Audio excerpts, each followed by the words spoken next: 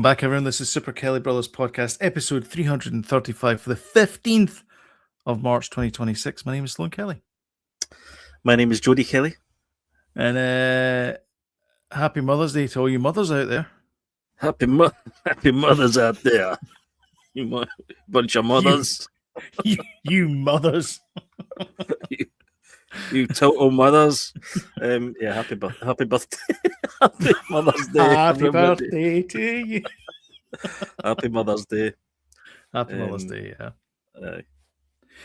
We should point out that it's Britain, for some reason, does Mother's Day in the middle of winter and everybody else does it in the summer. This isn't the middle of winter.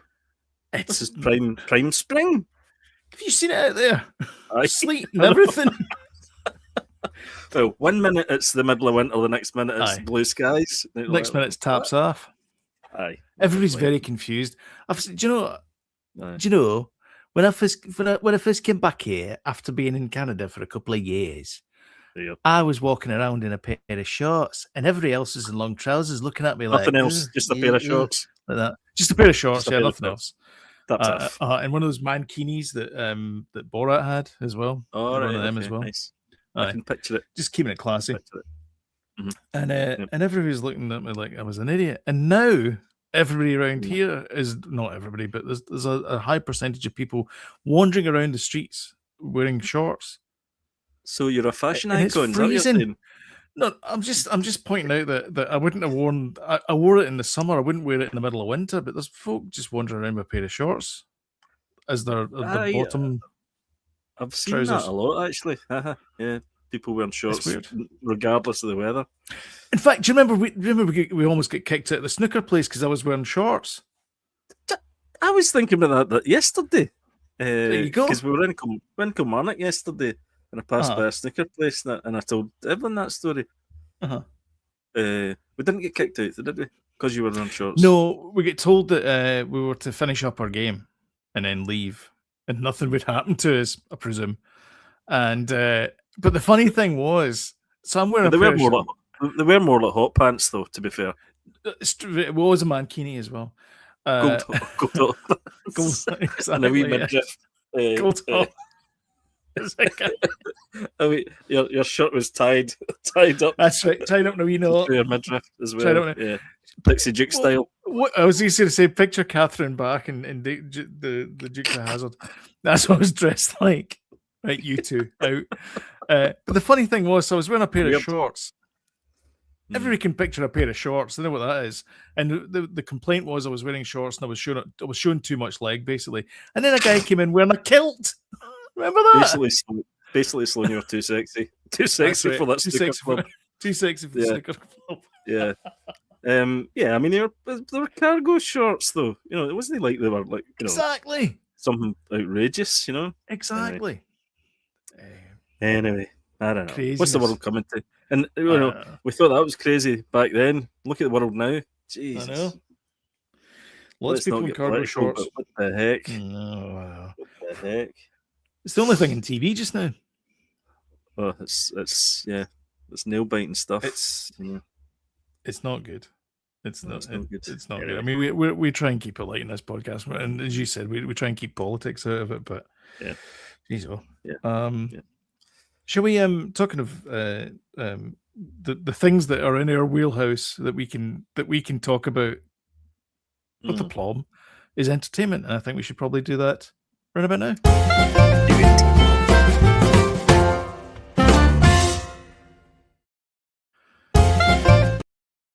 Oh, that happened twice. Don't worry about it. The cat's here now. Wanda's here, everyone, in case everybody's interested. Tonight is Oscar night. The red carpet. What are you wearing? All that kind of stuff. Yeah. Adidas. I'm wearing a mankini and a pair of shorts. Yeah. And playing snooker.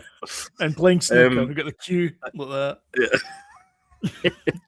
Who is it that's hosting again? Picture Ray Reardon wearing a pair of shorts. That's me. Yeah, that's you. Who's hosting the Oscars again? Somebody a bit strange. Who's hosting the Oscars? Oh, I know who it is. It's bloody Matt. LeBlanc? God, Damon? Matt. No, from Headroom? What we do in the shadows? Sure. Berry? No, he's not. Is he not? That is incorrect. I will buzz in. He is the announcer for the Oscars this evening. Oh, is that? He is not hosting it. Okay. Who is hosting the I thought he was hosting it. Oscars? The good news is that we've done plenty of research for this bit, as we've done for most of these stories. Always. It is Conan O'Brien that is hosting the Oscars again. It's all up here. Yeah, I'm assuming he will keep it non-political. So Conan, no, he's going to go there, isn't he? They'll probably be told not to do it. Do you think? I think so. I would expect some speeches and some other people there. Did you hear about Mark Ruffalo? He went on TikTok or Instagram or something like that, and he was getting threats, like "Shut up, pretty boy" kind of thing. Was it not after that? Was it not after the actors? Awards, the Actors Awards, BAFTAs or something. It was kind of getting interviewed and talking about because he had no war or something. He had a lapel badge on, and he was obviously running his mouth, as he put it, and people are not happy about it. So I can imagine that more people will be wearing those lapels, or maybe even be told to remove them or whatever. Well, America's very kind of divided. Patriotic. Mm-hmm. Patriotic. So, whatever happens, they're like, yeah, America, yeah. I don't know. No, I mean it's there are the military and all that. Yeah, I mean, regardless of whether it's for a good, for a good. Yeah, I mean, we talked about it. We said we were not going to talk. 10 seconds later, we're into it. You're right. They're very much support the troops. They might be against the war, but it's very much support the troops. Aye, exactly. And against Trump, perhaps, but definitely supporting the troops, which is, fine. But those poor guys are getting in there for nobody really knows what nobody for. Knows. And then he's trying to drag other countries into it as well. So I don't know. Anyway. Yeah, it's weird. So, anyways, the Oscars are tonight. Conan's hosting. Matt Berry is going to do he's the announcement, which will be kind of interesting because it'll be interesting. Especially, I'm looking forward to him saying Timothy Chalamet. That's the one I'm looking forward to him to. Timothy Chalamet. He's got his real voice though, and he's got his kind of that actor voice. Yeah, he does. So he probably will be doing the actor's voice, I would imagine. He's supposed to London type voice. Yeah, well, he does that. What we do in the shadows, IT crowd everywhere, doesn't he? Yeah, you don't really see him. It's only when he gets interviewed and you see him in real life that you hear his real voice. But, and he's an accomplished musician as well, singer. Incredible, absolutely incredible. Amazing. Yeah, stuff's really good as well. So proggy, I love it. Yeah, it's really good. Yeah, do you want to go over the predictions that we did? We might as well a little bit. Just talk about it a little bit. Quickly, yeah. Not. I'll see if we can make this bigger. There's not about 20 movies up for Best Picture. So normally there's 5 for each category, but there's 10 for this. I don't know why. Should we pick 2 each? Because it's 10. Gives us more of a chance of getting it right.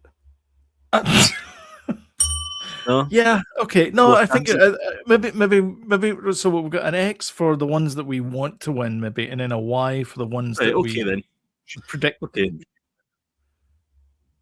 Good idea. So we get. Can you read this? Have you got your glasses on? Oh, wait a minute. I'll make you big. See me after class, Kelly. Right, okay, that's it. I can't see, so I don't have my glasses. Did you see me going like that? I did. Did you? I did. I was like, oh god. Here he goes again. I'll make you big. So I need a new pair. These are kind of broken. Oh my god, it's like Austin. Wow. Jody, when did you get the buck teeth? And the Swedish thing. It's definitely not yours. Oh, you're saying these are Austin Power glasses? Yeah. Oh, can you hear the music? Anyway, so, right. Anyway, for those people watching on a black and white television set, I might as well read through it anyway. So we've got Begonia, which is the Greek detective, the director. I can remember his name of Yorgos, something or other. I like him. I like him a lot. F1, who that was the guy that directed Tron Legacy, Joseph thingy, that guy. Did you ever see that film F1? No. So do you remember we made a promise to watch all the nominees, or as many as we could? Yes, I do. I watched one of them. I watched one. But I tell you what, I watched next year's. What one did you watch? I watched Marty Supreme. Oh, right, okay. I watched next year's documentary nominee. Next year's documentary nominee. Yes. Right. Melania. Oh, don't spoil it.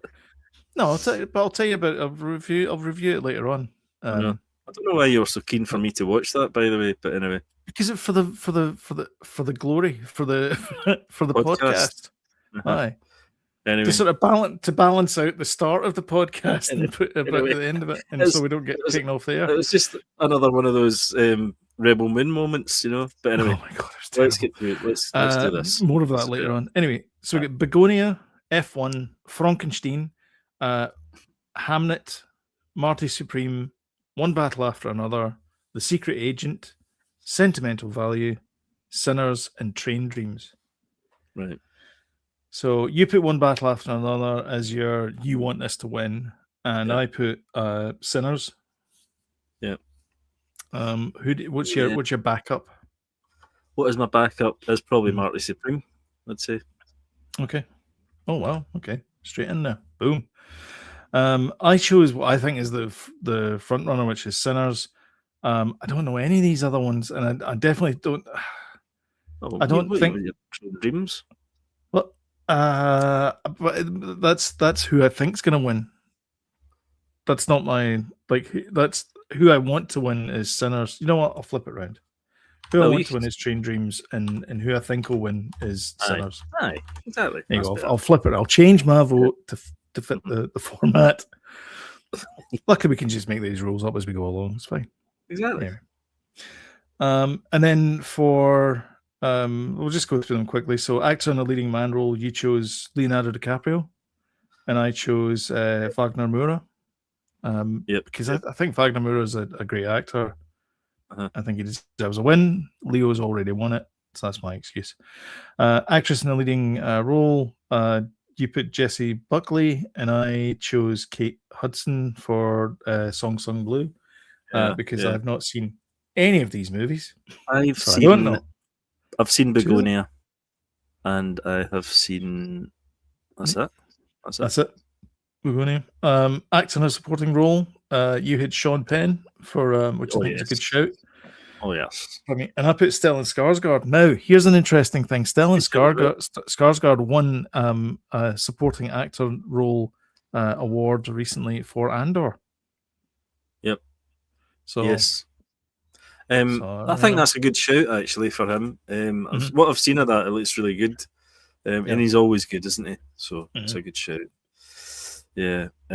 Jacob Elordi. Is that Frankenstein? The guy that plays Frankenstein? It is, yeah. It is Frankenstein's monster, yeah. The creature. For actress in a supporting role, I put down Elle Fanning, mostly on the back of Badlands, which I thought she carried the entire movie. Did. Which is ironic considering she was carried. Aye. Yeah, exactly. Yeah, she was the best part about the movie. She was, yeah. And you put Wunmi Mosaku for Sinners. Can I change that? Okay. Sure. Can I change that to Amy Madigan? Whoa, okay. Oh, all right, okay. Although, no, I don't know, should I? Put it back. Just keep it the same. Just leave it. That's cheating, isn't it? Really, I can't cheat. I can't cheat. Yeah, because it starts at like 7:00 or something US time, which is midnight. I'll be in bed but then I'll You'll be have a tucked right up. cocoa and I'll be tucked right up. We'll have my Cup of cocoa. Cup of cocoa, my cat beside me, and she'll be like, cocoa, Mr. Simpkins. I don't want your cocoa. I won't go through the rest of the sketch. Anyway,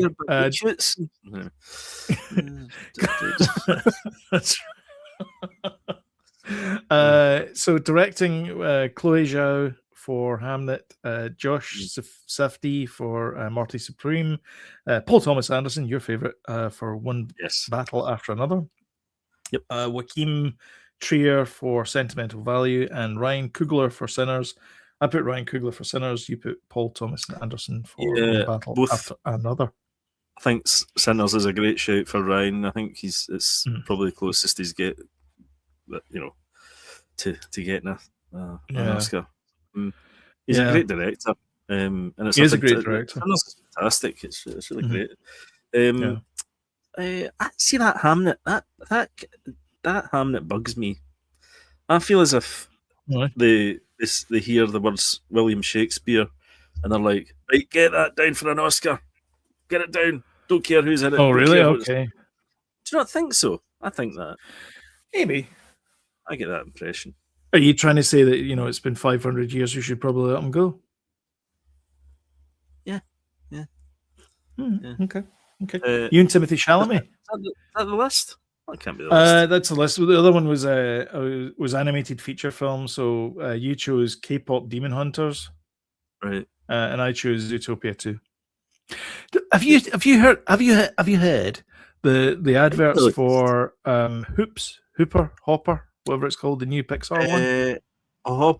Hoppers. It says the tagline for the advert is the funniest film Pixar has released in years. Yeah, I don't think that's true.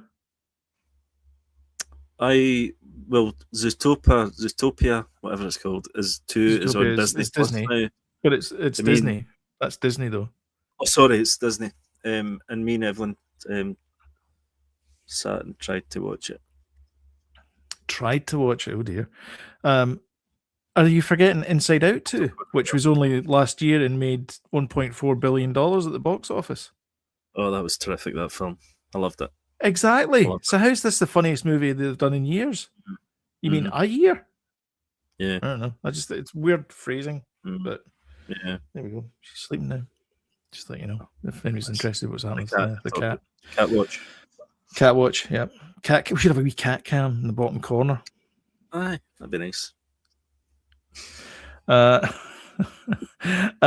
Here's the other thing though about the Oscars is they're fighting to stay relevant in today's marketplace. Joaquin Phoenix and a couple of other actors are like, maybe we should just, who cares? It's not the first time this has been floated, but it is weird the fact that in previous years, if you won an Oscar, then you were guaranteed to get a certain amount of movies the following years. And that's not necessarily the case. It's all now down to what's your gram like, what's your Instagram following, and that seems to be the sort of market of success for an actor. Of course. Yeah. And there's been a few actors have come out and said that. I think Zendaya said it, and who was the other actor that said it? Sydney Sweeney, probably. Sydney Sweeney, and I think maybe even Timothy Chalamet mentioned it as well. So they've basically been saying, is this even relevant? And we've, especially me, it has to be said, has made jokes about, this is just rich people giving each other gold statuettes. Is it that good? I mean, it's always good, it gets that kind of like sporting thing, I suppose, when you don't know who's going to win and all that kind of stuff. But I actually think that it's a kind of, regardless of all the kind of pomp and all that, it's just nice to bring everybody together and pat each other on the back a little bit, Yeah, and the 30,000 gift baskets. End of term, nice whatever, End of term. Yeah. They're still shooting movies, man. I know, but it's just like, it's a kind of round up of the year as well, Yeah. Even though they have it in March, which is, I don't know, feels as if it slips later and later into the year. I don't think so. I think it's been March. Was it? No, because you always came over to my house in March, and you missed it 1 week, and then the next time you came over, it was like the start of March. And I didn't mean to. In fact, it was the slap. It was the slap that we watched.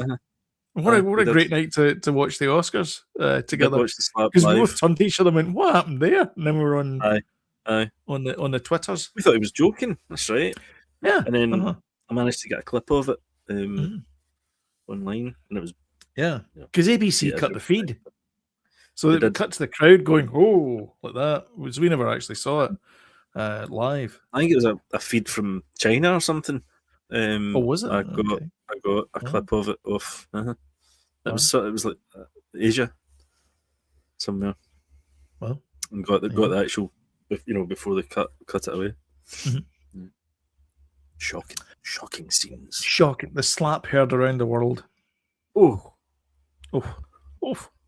Well, we'll see what happens tonight. I can't imagine there'll be anything controversial other than possibly political statements or someone doing the old and I want to thank my manager and getting a lot of cry. Get the heck out. Yeah. Yeah. No, I mean, I watch the highlights and stuff. It's always nice to see. If you watch the whole thing, it's a bit, it's a bit much, isn't it? Real time, live. Yeah. I mean, we've done it a couple of times. Watched it, like you say, live. Well, you've done it more than that, probably. But I can get a bit much watching it full thing. As much as I complain and moan about the Oscars, I did sit and watch it when I was on the East Coast. But I mean, I got a bit cynical. I was a bit cynical about it a few years ago, but then I think to myself, it's just me getting older, I suppose. But I do think to myself, it is nice to all get together like that, and you can celebrate cinema, really, because that's what it is as well. But Jody, they're not all getting together. It's just the liberal elite in LA that are getting together. The Illuminati, the cabal that is Hollywood, the Masons, whatever. That's right. Yeah, I was watching an interesting video, and I like a conspiracy, as you know, and it was celebrities covering one eye. You know how that? Illuminati is that the kind of one eye, all-seeing eye thing. Because it's in the back of the dollar note. Aye, and Bono, Jay-Z, Beyonce, they've all done Lady Gaga as well. Shoots, kind of covering, covering an eye and whatever. Start doing things like that. All that stuff. In fact, there you go. So much so that it does seem a bit weird. Weirded me out, man. Let me share my screen. Are you going to share something? This is where it all crashes. This is where it crashes, yeah. So there's Lady Gaga with her eye covered. And then when you do a search for it, they've all got the one eye covered and stuff. So and there's another shot over there and stuff. So I better take that video down actually. I don't know. I don't know what it's a Lady Gaga video. So yeah, that came up in something. What was that I was watching the other day then, and it was particularly Lady Gaga that they singled out as it being like a kind of satanic thing. Lady Gaga satanic. Illuminati. I know. Just try to do a job. Have you heard of someone being, I don't know, a character? Oh, that was it. It was a podcast or something. We were talking about Sam Smith. Remember his big hit he had a couple of years ago? Oh yeah. He was at Quick Fit Fitters, and they were dancing suggestively or something, whatever it was. Yeah. Anyway, let's move on to someone less controversial. Quentin Tarantino. Oh God. He's not doing any movies, but he's decided he's going to do a play. He's deflecting. That's what he's doing. Deflecting. One of them. Deflecting. Yeah, he's like, I'm only going to make 10 movies. And this last movie is a long time coming. Now he's doing a play.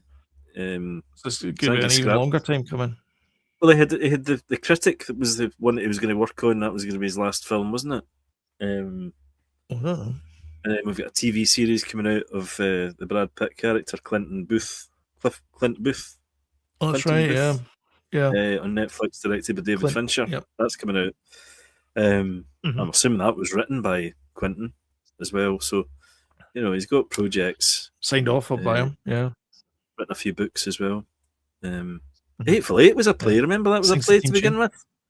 The Hateful Eight. No, I don't remember that. Was it? They performed it basically. Aye, they performed it in LA as a play, and then it got leaked and stuff, and he was raging because he was wanting to make it into a movie, but he ended up changing quite a bit of it, and then he made the movie kind of thing, Yeah. But that was a play originally. Yeah. What's this one? So this is called the Popinjay Cavalier. Good title. Yeah. Was that not a Morrissey album?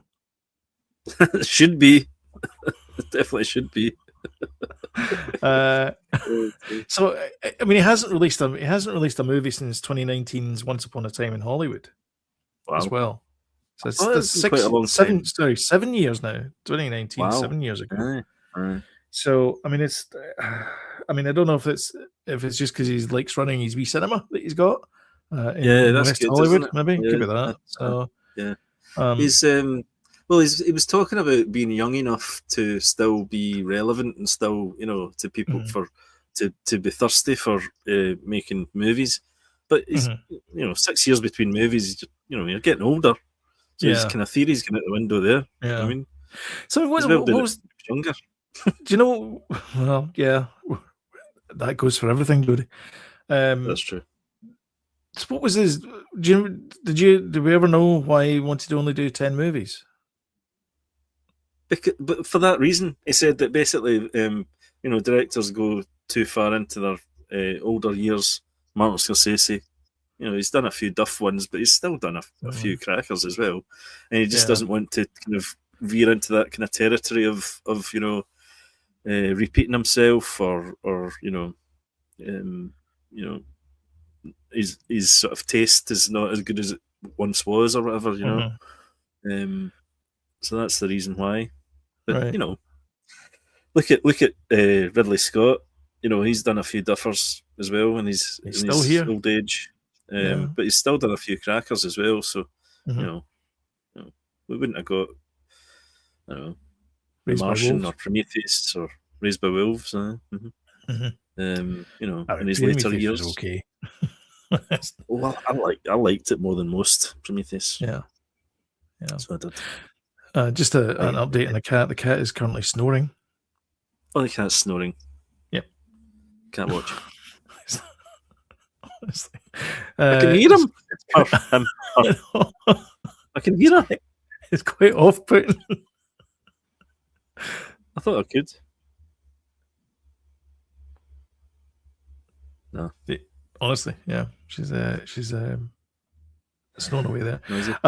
Let's stick with directors. So, Disclosure Day. I'll put the trailer up while we're talking. This is about new trailer. The new trailer. This is the new trailer. Yeah. That came out. Sorry. Yeah. Just a few days ago. So a lot of people have been saying that this is. I don't want to share the audio because otherwise we got a proper copyright strike. So they're saying that this is a kind of follow-up, small reboot of Close Encounters, because they've analysed, in other words, they've watched the trailer 1,000 times, and there's a couple of shots that remind them of Close Encounters. Have people met Steven Spielberg? He does quite a lot of this callback stuff. He's quite good at it.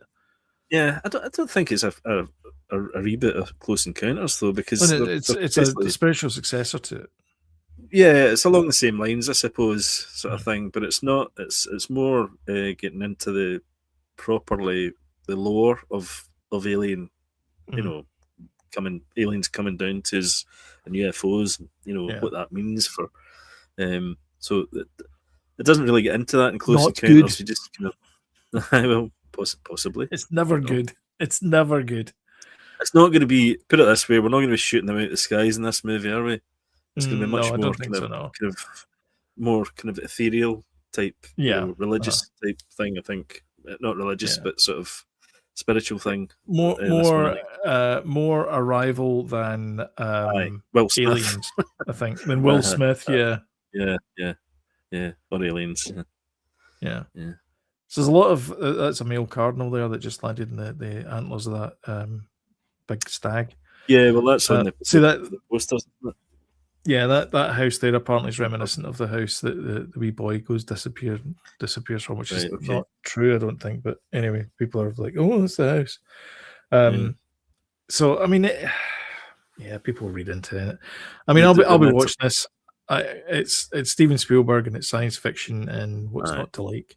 Oh yeah, totally. And nobody does it quite like Steven. And it looks as if we're going to get a wee bit of action there as well, which you got it, bit of lens flare there, but not too much, JJ. No. Well, Steven Spielberg's more about the sort of it's not the lens flare, it's the sort of light the kind of lighting with a kind of smoky kind of atmosphere. I don't know how to describe it really, but you know what I mean. In Steven Spielberg movies, there's torches, like, and there's a little bit of kind of mist, and the torches are kind of cutting through it, type. That kind of stuff. He likes a bit of that, doesn't he? The kind of the God rays type thing. You get. You sure it's not the E.T. sequel? That's a good shout, actually, David. I think you might be closer to the truth, because I'd say E.T. is more. I would say that. I'd say David's right there. It's more like an E.T. sequel than Close Encounters. Alistair, Emily Blunt loves her sci-fi. We love Emily Blunt. She does. Yep. She was the what's she called in Live Die Repeat? Yeah. Which they keep saying there's going to be a sequel to, but I don't know. Can't see it happening now. Well, do you know what? Do you know what they should do? Just release it again and say it's the sequel. True. Mm-hmm. Yeah. I don't know. I don't know many times I've watched that movie. I think it's fantastic. And it's absolutely brilliant. I mean, again, we're talking about people who like sci-fi. Emily Blunt obviously likes the old sci-fi. Tom Cruise is not a stranger to sci-fi as well, and he loves the sci-fi. He does love the sci-fi. Maybe because of reasons. Another belter. Oblivion again, which is the same guy that directed F1 and Tron Legacy, not Ares. Tron Legacy. Superb, really good. Yes. And just the whole so good. War of the Worlds, which with Tom Cruise as well, and Steven Spielberg. Did you hear George Lucas was, whenever it's not in the rundown, I forgot about putting it in here. George Lucas got a Saturn Award because he's right. Trade blockades are a thing apparently, and it's like vindication. So he got an award at some award ceremony, and he goes out on stage, and of course he's a very humble man, George, and he goes, I want to just thank all you guys, and and this voice from the crowd goes like, we thank you, George, and it's Tom Cruise. Oh really? Was it? Yeah, shouted out. He said, we love you, George. And thank you, George. I just want to thank you guys. He said, thank you, George, because without it, none of these sci-fi blockbusters, like, you wouldn't have a sci-fi blockbuster like that. I mean, before that, Silent Running. You wouldn't. It was Kubrick's 2001. Planet of the Apes was the biggest sci-fi movies previous to Star Wars. It's true, yeah. That was the big kind of one. They had a bit of merchandise and stuff like that for it. But and that was them. That was running the gamut from chimpanzee through chimpanzee.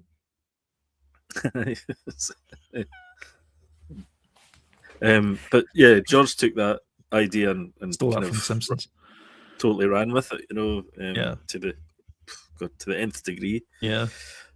But the other thing is, that before sci-fi had always been shown as this like utopian thing, whereas Star Wars is much more gritty, much more grounded, much more dirt between the cracks type stuff, and lived in, and everything felt like there was a weight to it, and it was a real tangible, like you could pick something up and it would go, oh, that's quite heavy.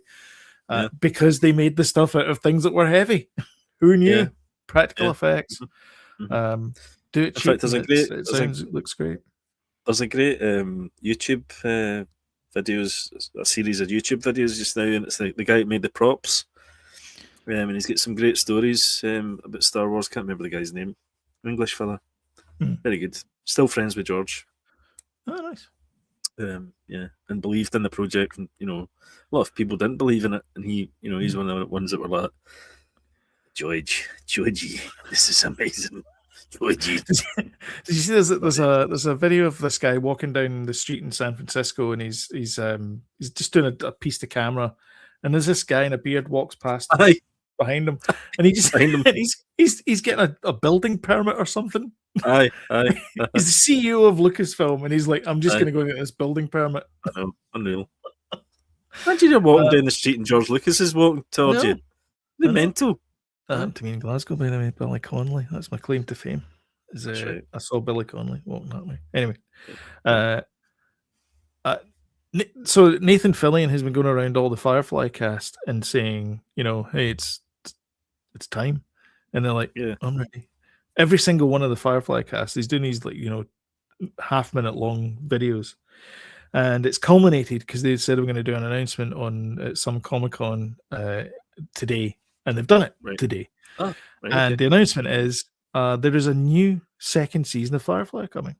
Oh, but it's going to be animated, and it's going to be set between the episodes that they'd already released and the movie. So that's why Wash is coming back, because he's going to be very much alive. Sorry, spoilers for a sci-fi movie that's several years old now.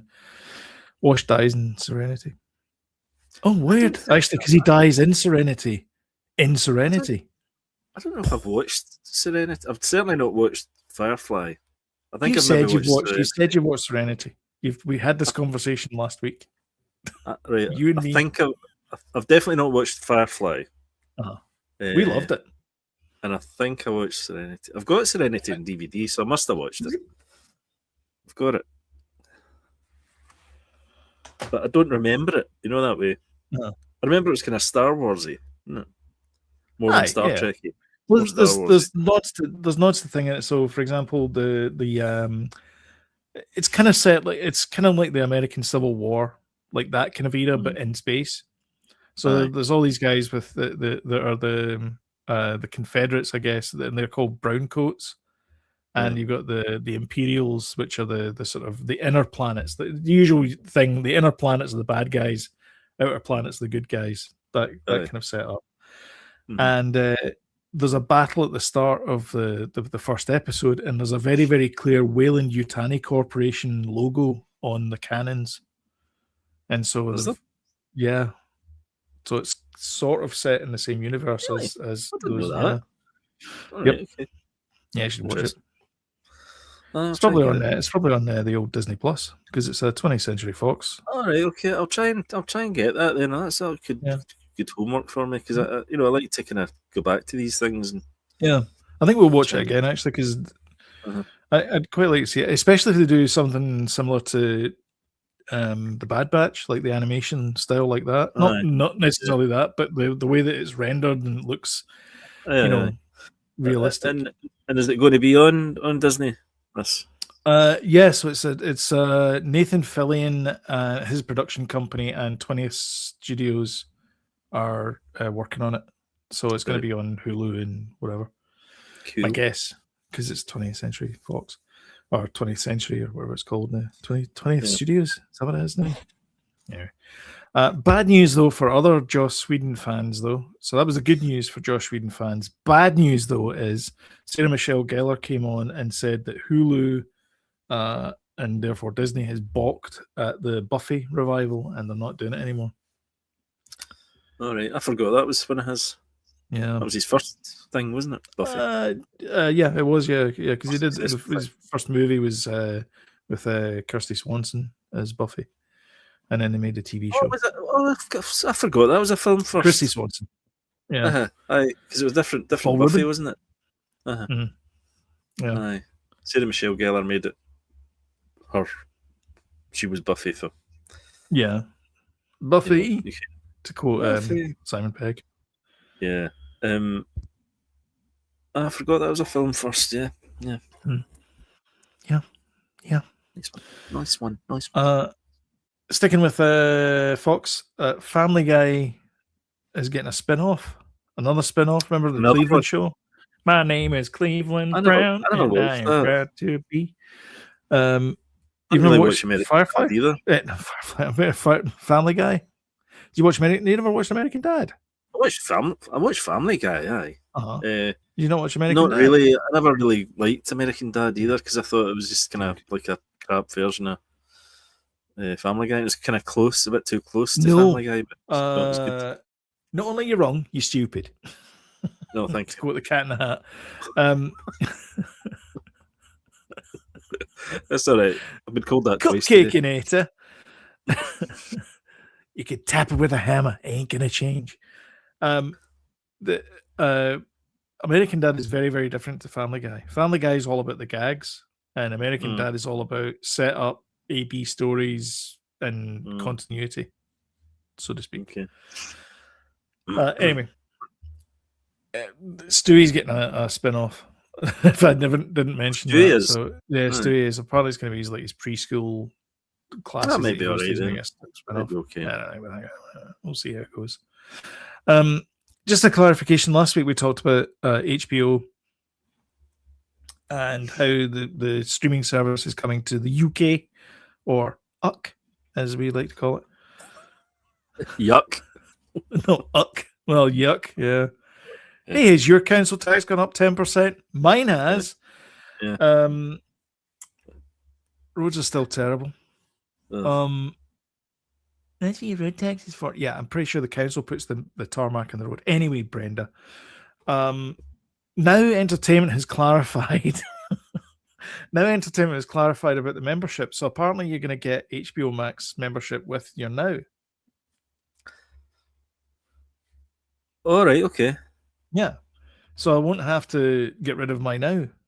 Right. Which I like, because it's got things on there that don't have that. Yeah. So it says, we're leveling up your entertainment membership. Is this thing now Entertainment members will get HBO Max Basic with ads at no extra cost. And a new Now Entertainment and HBO Max membership from the 26th of March. And then, so we're going to get access to Game of Thrones, The Pit, all that stuff. That's all going to be. Was The Pit finally coming out? It's not out yet, is it? Not over here, no. It's on its second season, I think. Is it not? Yeah. I don't know why it's taking so long to come over here. There's something else. Yeah, there's something about Boost and Ultra Boost, but I'm not into.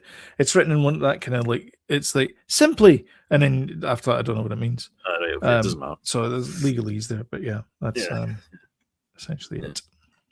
Well, cool. But just got to clarify that. That means you don't need to do anything, and it's just going to be there, basically. Exactly. Yeah, it'll just be there as part of my Now. Which is nice. Which is nice. It's a nice purse. It's a nice place. Is that your purse? Is that your purse? I was watching that the other day then. I'm a karate man. Karate man bleeds on the inside. So good. He's so good. So good. Sony, so that's the good news. The good news is we're getting something for nothing, really. We're getting an HBO with ads for nothing. The bad news is, there's always going to be good news and the bad news. The bad news is Sony apparently, in their infinite wisdom, because apparently they don't make enough money from the Spider-Man movies, they're A/B testing dynamic pricing just now for the PlayStation Store, which is just great news for everyone. Well, if you're a Sony exec, it's great news. They must be high-fiving each other like that. Yeah. So I was talking to Daniel about this, right? He was telling me about it, actually. So it means that if you play the PlayStation a lot and you they're going to milk the whales, basically. You purchase stuff, then you're not going to get the cheaper. With people that don't play as much, will be getting throwing the deals, basically. Yes. So it's not the people that are actually, the whales will get milked. basically. Uh-huh. So if you're a PlayStation bon vivant and you buy a lot of stuff on it, don't expect deals anymore. Yeah. You might get the one or two that says, "Oh, you can get Ratchet and Clank 3 for $250 or something like that," which is like everybody's played it. Bad, though, isn't it? You're sort of penalising the people that are, It's the same thing with so it's coming to cinemas now as well. Apparently, dynamic pricing. So if you go to like a Tuesday afternoon matinee, it's going to be £4.50 for your ticket. But if you go to the same movie on a Friday night, it'll be £12.50 for a ticket. Yeah, they've done that in the cinema before, though. Have they? Oh yeah. Mm-hmm. Well, expect more of that. Well, look at the Meerkat movies and stuff. It's like, was it a Wednesday or a Tuesday? It's like buy one get one free tickets and things like that. That is the most confusing website ever. That Compare the Market. Oh god, it's terrible. There's a few bad websites out there. Oh, it's awful. The DVLA website. Jeez, oh man. Oh, the DVLA. Don't get me started. Oh. The worst thing is that you end up having to just write a letter to them and do everything through post. It's just the worst. Unreal. Because they've got this expert system. It's like, click on this if you need this thing, and then you go into the next thing that goes like, we can't help you. Just send a letter to us. Yeah. Modern life, guys, is rubbish. It's very overrated. I don't know who said it, but it's so true. But yeah, so apparently the dynamic testing is coming there. It's the same. Supermarkets will end up doing it as well. It just everything is just progressively going like that because profits must go like that. Gas prices are up as well, and petrol prices. So world's going to hell in a handbasket. Anyway, that's your news for everything. See, last week you said we're only going to end in a downer. Okay, I'll tell you something. Mushroom cloud there, ending that one. That's all it was missing. Have you seen the threads? Don't. I won't spoil the ending. I won't spoil the ending. Go well, but well, firstly, they live in Sheffield. Well. Anyway, sorry. Hello, everybody from Sheffield. Hi. Netflix. So someone's always making out like a bandit, and Netflix is making Ben Affleck make out like a bandit. So they're going to pay up to $600 million, which, by the way, they've got because they got $3 billion from the Ellisons for getting out of the deal. Remember the whole Paramount stuff deal. So they've got a fair bit of cash. Anyway, so Ben Affleck's got this AI film startup, and it's quite clever the way that he's doing it. So it's AI, but it's not AI for storytelling. What happens is you shoot a whole bunch of stuff, right? So you're making your movie and all that kind of thing, and it's a period drama, and it's set like Downton Abbey, for example, and someone leaves a Starbucks cup right on the table. It's the worst thing. Now you got to go and you got to get the Teamsters back in, the lighting guy in, and all that kind of stuff. His company will go through the dailies and all that kind of stuff and go like, "Oh, that shouldn't be there," and it'll just erase it for you. All right. This is what I mean. This is what AI should be used for. Absolutely. So apparently he founded this company like 4 years ago or something. It's a company called Interpositive, and basically the idea is that it just tidies your movie up. So it could be that, maybe you're doing like you do a car crash or something like that, and the car zooms across the camera, but it's too fast. So and you want it to be like slow-mo, it'll slow the car down, do the interpolate the frames and all that kind of stuff for you, rather than you having to reshoot it. Wow. So there's no additional, like you're controlling the art, but it's like a tool that you use to make these things happen. So that's really, really cool. Brilliant. That's really interesting. Yeah. I'm trying to find.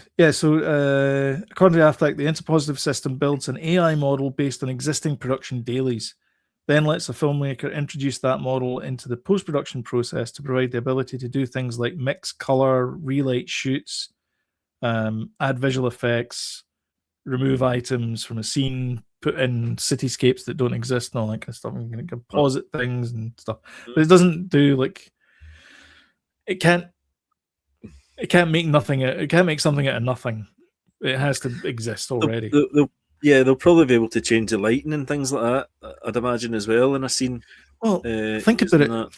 Think about it from Netflix's perspective. So let's say they want to get into the Chinese market, and the Chinese don't let you, I don't know, for whatever reason, show a Samsung phone on screen. Like, they just don't like you using Samsung phones. It has to be a Xiaomi phone or something. So they could go in with his tool and say, "Hey, replace all the phones that are Samsung with Xiaomi phones," and then you go. Nothing's changed. Nothing else has changed. But you've got a movie that you can put on there. Alistair's saying, will it remove the blippers? Braveheart had so many. Yeah. Basically, that's the idea for it, is that it'll, like, let's say the Braveheart one's a good example, because I think there's like a Ford Cortina that appears in the background, like a long shot where he's like, "You mean save your lives, but you'll never save your freedom," like Ford Cortina behind them. I'm sure there's a shot where there's a Ford Cortina. Anyway, you could remove that. Like, that would be like, "Hey, get rid of the car in the background." And the AI will come back and say, "It's a Ford Cortina." And you'll be like, "Ah, it is." And they'll very, very good. Very interesting. So, yeah, I mean, AI is, there's a positive to AI, 100%, Yeah. By the way, and I know you're thinking to yourself, well, that's going to take away jobs from visual effect artists. Trust me, it's not. That's the worst job that they want, is keyframing a Cortina out of a shot. That's the worst thing they want. They want to be able to, like, spend more time doing explosions and things. Of course, yeah. Alistair's saying English garrison pants, watches, cables, and the horses. The list goes, well, really? Oh, really? Jeez. Yikes. So you basically cables, I'm assuming. Yeah. The harnesses. Watches. Guy sitting there and he's like this. It's 9:55. Good night, pal. Freedom. Mickey. Mickey. That's your watch. Yeah, no, that's really cool. And I do like a blipper, but those ones are kind of, like you say, that is a tedious thing. Aye. Getting rid of the coffee cup and watches and analysis and the guidelines and that kind of stuff. Stunt cables and things like that, for the stuntmen to get pulled off horses and stuff like that. To get in, what is that called? Rotoscoping? What is it called? Aye. Masking. Masking. Aye. Yeah. So to get rid of that tedious stuff to do all the, because let's face it, I mean, with the amount of effects that we're asking visual effects studios to do in movies, they can't keep up with it, and that's why the quality is dipped. It's not the fact that they're getting crap at it; it's the fact that they're rushing through it, because it's like next one, and they've got to keep going. I mean, you look at all the effects houses that a typical blockbuster uses. So they'll kind of alleviate that. The nice thing as well is it will happen on the dailies, so you'll be able to see it like immediately as soon as you shoot that scene or those scenes that you've done that day. You can review it and go, "Oh, I don't like that. Get rid of that guide and all that kind of stuff, like guide wire, whatever, the watch, the Ford Cortina, whatever it is." You may never take our lives. Dial it down in his voice, but you will take our freedom. Oh, the other way around. Yep. Shall we crack on with what you're watching? Yeah.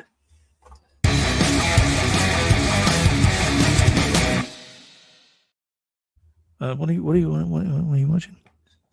Well, we watched Friday's film. Friday's film was I Swear, the new one. Yeah. The Scottish lad, John Malkovich. Davidson. No, Davidson. Yeah. And it's really good. It's really, it's obviously quite heartwarming, quite sad in places, for the boy to get through that. Acting in it's amazing. The young lad, when he's the boy that plays him as a young boy is brilliant, and then obviously the older version is fantastic as well. Everybody's brilliant in it, and it's I mean, it is one of the funniest afflictions. Once he gets kind of into when he's older. But when it first starts, it's really quite sad because he doesn't know what's happening to him, and stuff. But I mean, there's a lot of humour in it. Peter Mullen's in it as well, who's a legend Scottish actor. So yeah, highly recommended. It's on Netflix now, believe it or not. Nice.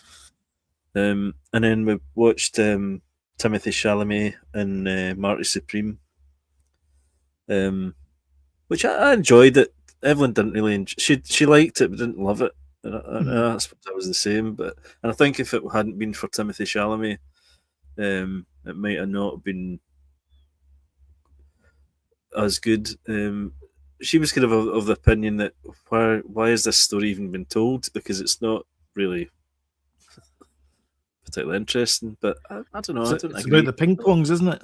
I know nothing about the story. It was like a super ping pong player, but he also opened a line of clothing. No, it was the balls, the Marty Supreme ball. That was the name of the balls, the Marty Supreme. Oh wait, sorry, is it an autobiography? Aye, it's a true story set in the 50s. Right, okay. But the music's, I would say modern, but the music's from the 80s for some reason. So there's a lot of kind of really cool 80s songs in it. Tears for Fears and New Order and stuff. And is it Everybody Wants to Rule the World? Because that's the Melania documentary. No, it wasn't that. I don't think. Okay. Don't think so. Can't remember. But no, I quite liked it. But I definitely think it's probably his best performance that he's had in a movie. And yeah, listen, you told me to. You didn't ask me. You told me watch Melania this week for the podcast for the good of the pod. So I tried to get through it. I got halfway through, and I was like, I can't do this. Jodie, you should have stuck with it. It is amazing. See the end sequence? Oh, what? For real?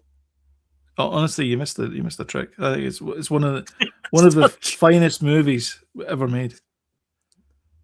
Well, according to the reviews. Do you want to know my review of it? I might as well go into it just now, since I mentioned Melania. Well, the reviews of it have been totally positive, but it's been review bombed, hasn't it? Positively. Okay, I'm going to start off with the controversial. I think the problem is Melania is vapid. She's no personality whatsoever. None. And she's the narrator. And everything is in a monotone, and it is all just this, and it is all just that, and it is all. And I swear to God, if she said it and one more time, I don't think she's an idiot.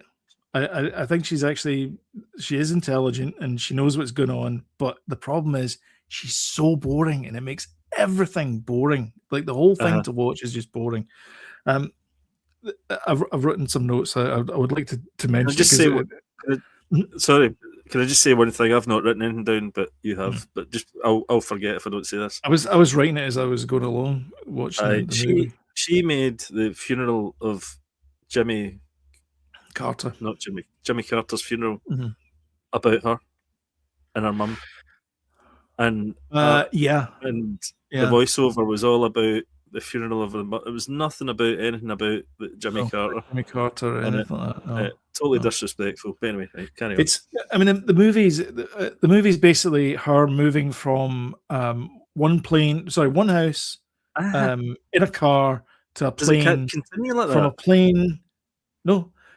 So from a plane, it does exactly the same thing. So and then in reverse to another house, and then she stays in the house for a while, and then she gets in a motorcade, and then she goes to another plane, and then flies to another place, and then there's another motorcade. That's it. That's the entire movie, and it's been her talking over the top of it. So you have monotonous action on the screen, and you have a monotonous voiceover over the top of it. That was my fear, and that's why I stopped watching it, because I thought this is just her traveling about and talking over it. See, the thing is, you watch movies that you are going to enjoy. I watch movies because I want to be annoyed or shocked or whatever it is. Anyway, I'm going to go through this. So, and I'll try and be quick because I've only got like 10 or 11,000 bullet points. It starts off with a helicopter shot. Do you want to go to the toilet first and we'll come back? Right. If you've got 11,000. It's not 11,000, but there's no way you're going to make it through that. No. Right. We'll see in a minute. We'll see in a minute, folks. Come back for the Melania review.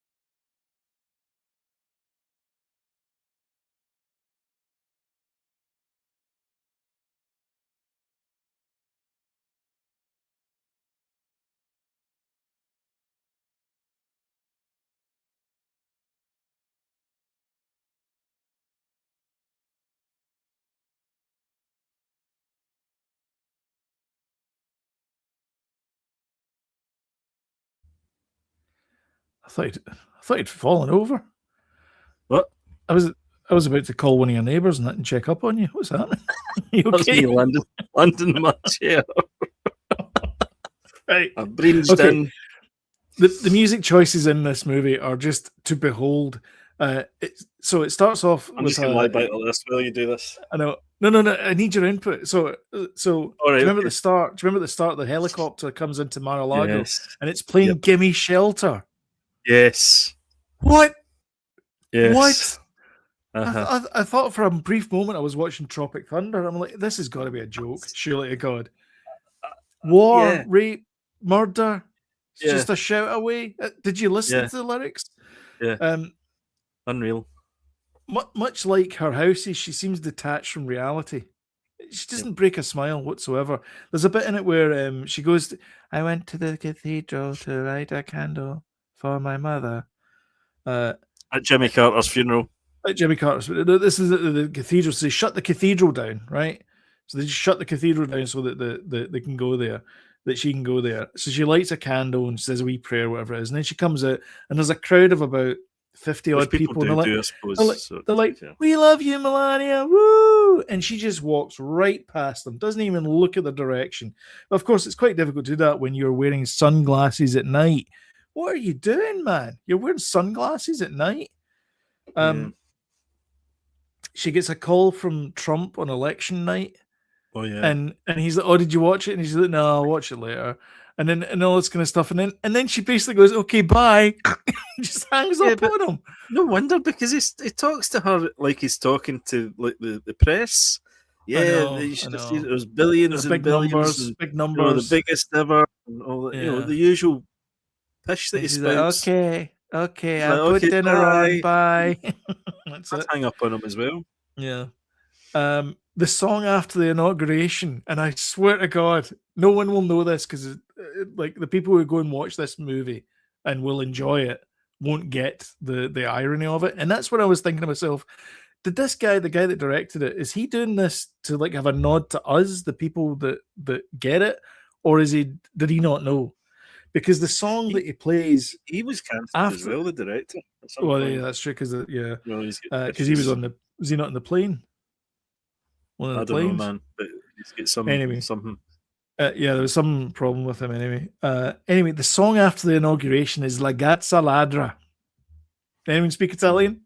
It means the thieving magpie. Oh, yeah. That was after the inauguration. I'm like, am I being punked here? Sounds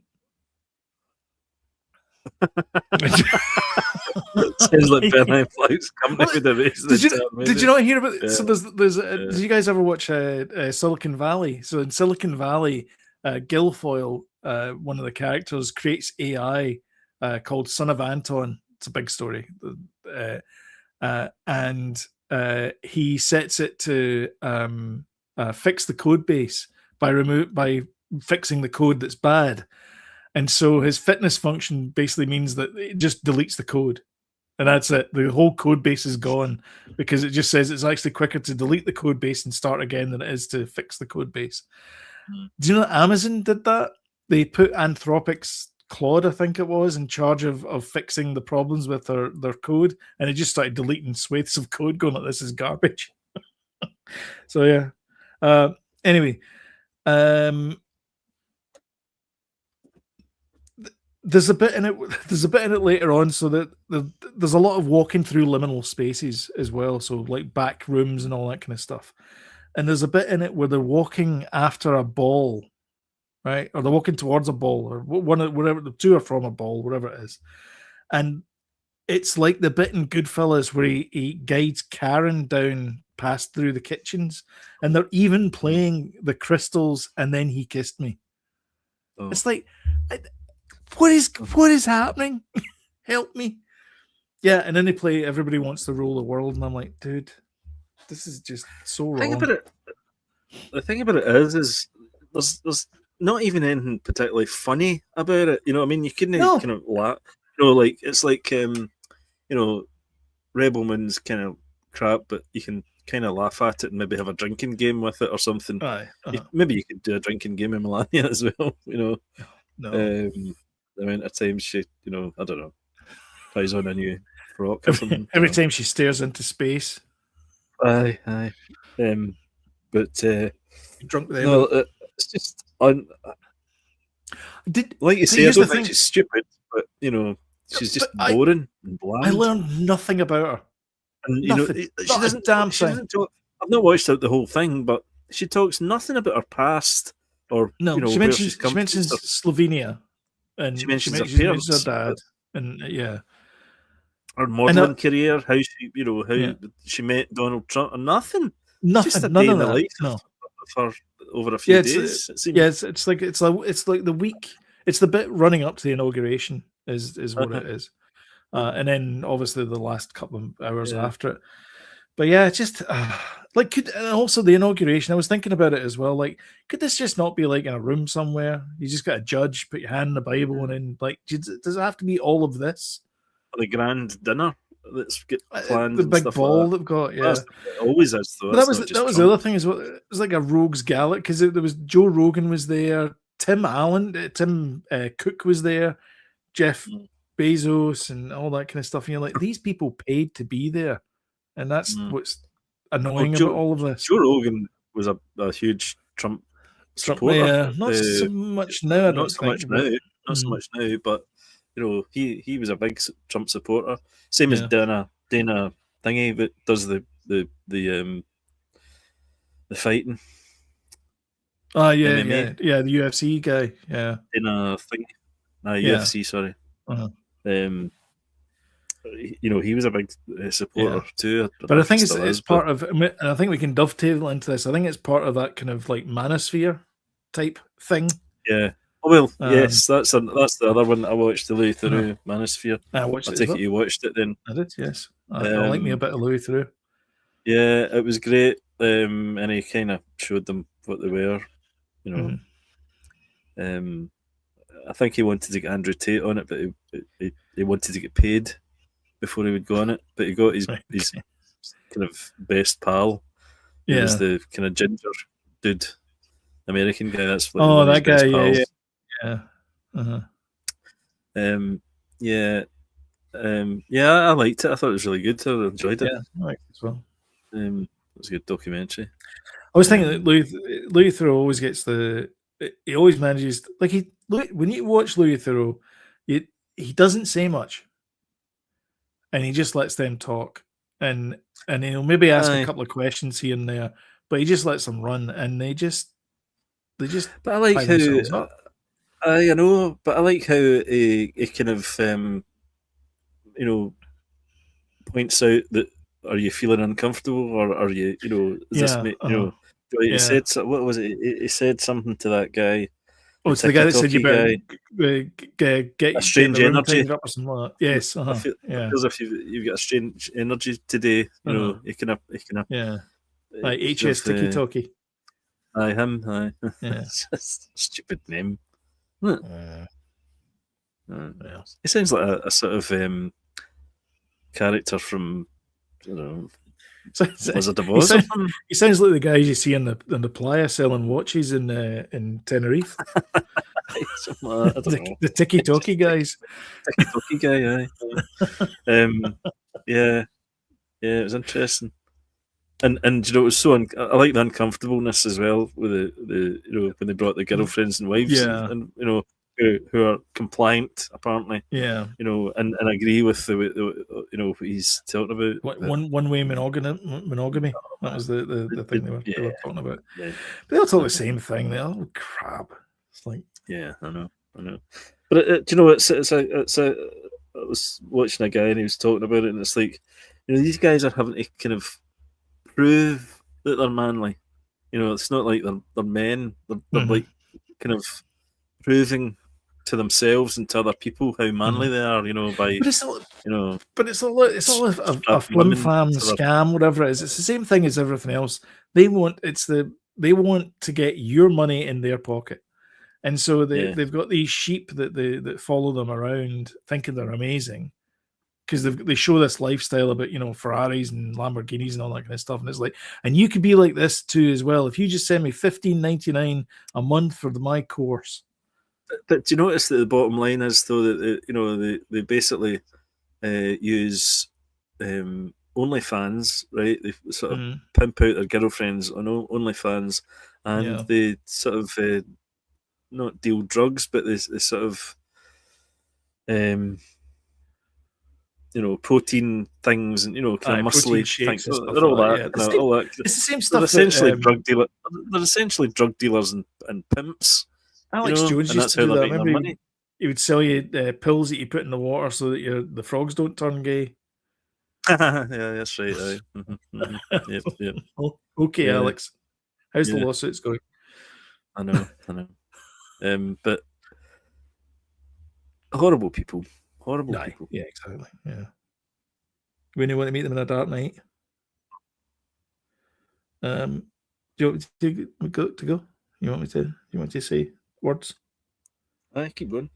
I watched the Ozempic Effect Beyond the Waistline on Netflix, which I'm going to be honest. I watched that.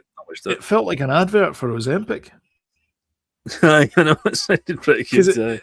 It was this miracle drug. Not only will you lose weight, but you won't gamble as much, and you won't be addicted to alcohol.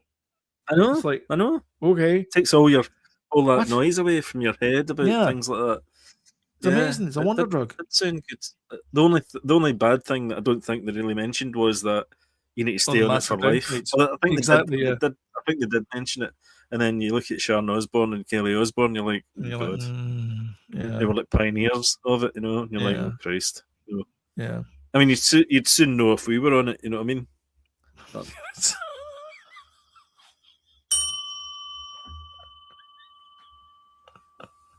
I'm in the opposite. What? Sleeve of digestives. I love digestives. Our Friday night movie was did I do this last week? I don't think I did. Jumanji: Welcome to the Jungle. All right, you've not seen that before? Aye. All right. Jody, that's not the rule of Friday night movies. Oh, in fact, sorry, just to quickly, because we never watched it all, but we did start watching Zootopia 2, and we stopped watching it because Evelyn fell asleep, and then 2, because it felt a bit strange just watching it, without a kid. And Daniel didn't want to watch it, so I was like, Is he So maybe we getting a kinda bit too stopped old watching for it. too cool for school? Maybe at that age. He is. He doesn't watch animations anymore. Like, Yeah. he does want to see the new Mario movie, but That's because but it's a video game tie-in. aye. Yeah. But so it felt a bit not as fun watching it as Right. I normally would have had watching it. Yeah. So I'll end up watching it myself. But Mhm. no, I just think when you're watching it with your kids, there's another dimension to Yeah. enjoyment about Yeah. it. Yeah. Anyway, sorry. I butted in. Oh, sorry. I finally finished Lord of the Flies. I finished that. 10 out of 10, no notes. Just go Absolutely. watch it. It's on BBC 100%. iPlayer if you missed it. It's phenomenal. And unlike me that watched it over 2 years, you can blast through it in an afternoon. Yeah. I mean, that last episode hit me in the feels, man. Do you know what? It's exactly how it's exactly how I pictured it in the book. And like I said, when you first mentioned Lord of the Flies 2.5 years ago, I hadn't read the book since school. Me neither. But I remember bits and pieces of the book, and those bits and pieces are in the teleplay, and it's exactly how I would imagine it to be. And I have seen the 1950s, 1960s movie as well, but that was years and years ago, and I don't remember it. But all the beats are in the TV show, and it works so well. The cast of these guys is just they're amazing. It's phenomenal. I mean, Jack is especially so delightfully wicked and horrible. It's fantastic. And Ralph is this just naive kind of like stars in his eyes. Everything's just wonderful. I know. And Nick is like, no, you don't understand. You've got to. Especially, I think it works more with because he's got a Northern Ireland accent as well. Yeah. He's like, we've got to go over and talk to him. I know you call him Nick. I was gonna say, I know. Piggy. Call him that. Yeah, I know. No, he was terrific. See that spoilers. That lad that plays Nicky. Yeah. That last scene. Of him dying. That was just heartbreaking. I'll tell you what wasn't heartbreaking was Hijack. Finished it. Oh, aye. Christ. Aye, that's exactly what I said when I finished it.